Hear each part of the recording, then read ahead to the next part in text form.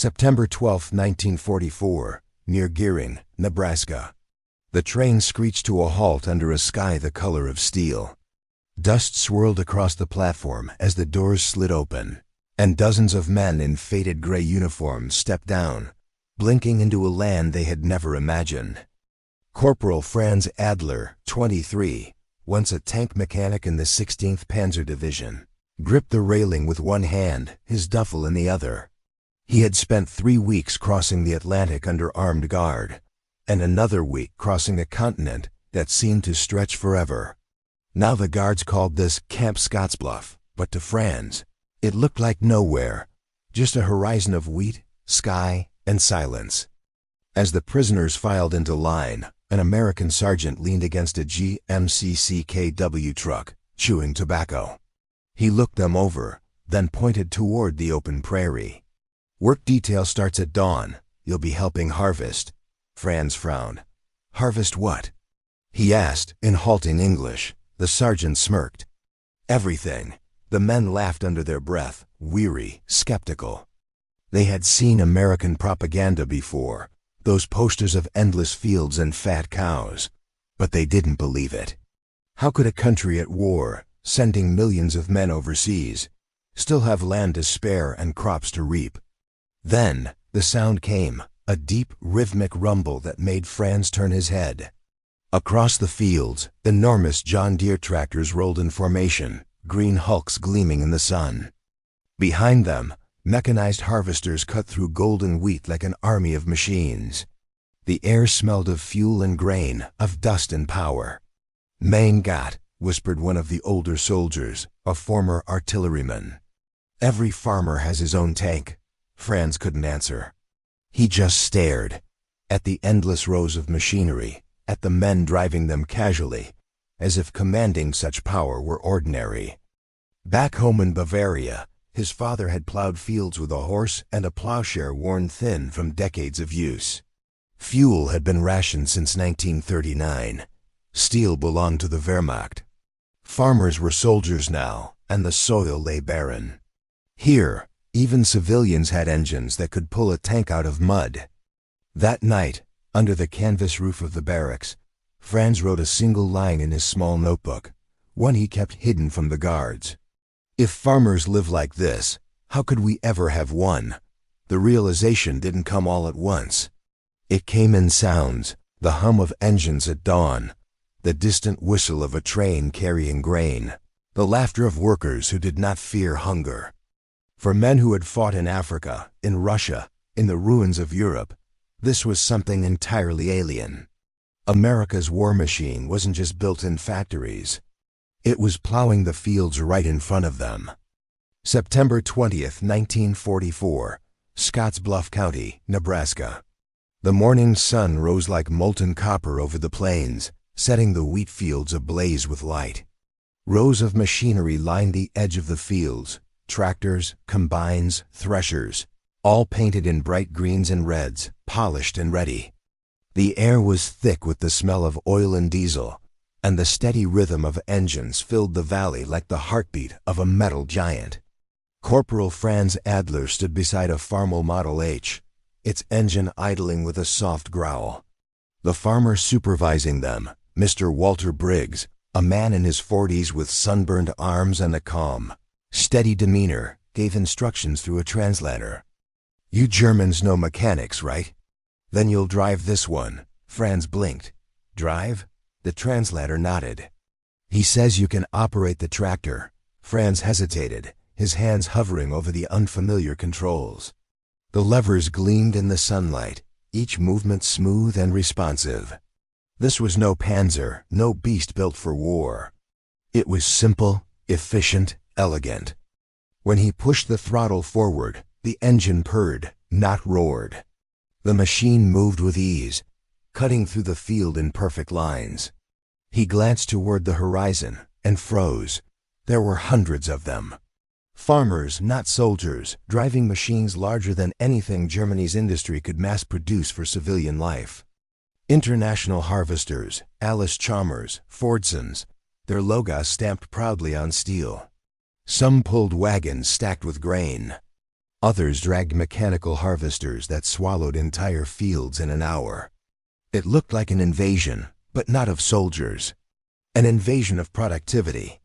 One of Franz's fellow POWs, Private Otto Schenk, shouted from across the field, laughing as his combine kicked up clouds of dust. Back home, it takes 10 men and a mule to do what one of these can. The American farmer smiled faintly. That's the idea. Later that day, Briggs walked alongside them, wiping his brow with a handkerchief. Used to have a whole crew of boys to help me, he said, gesturing to the tractors. Now the machines do most of it. My sons are in France, fighting your war.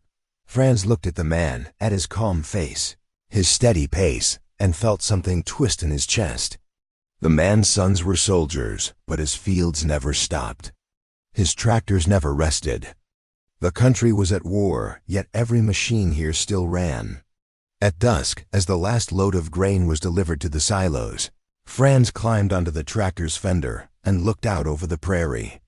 The entire horizon shimmered with metal, the light catching the edges of endless machinery rolling toward tomorrow. He thought of the Wehrmacht supply lines in Russia, wagons pulled by horses, trucks running on wood gas, tanks immobile for lack of fuel. Even the German panzers, feared and famed, depended on roads that turned to mud after a single rain. And here, in the heart of America, even a farmer had more horsepower than a division on the Eastern Front. That night, in the barracks, Otto said what everyone was thinking. We were told America was lazy. But even their laziness runs on engines. Franz laughed, a quiet, broken laugh. No, he said softly, staring at the ceiling. Their peace runs on engines. And that's why they'll never stop. Outside, the wind moved across the fields, carrying the faint hum of machines that never slept. October 2nd, 1944, western Nebraska. The first frost came early that year.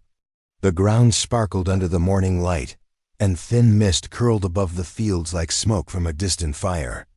The harvest was nearly done, and the German prisoners were quieter now, less defiant, more reflective.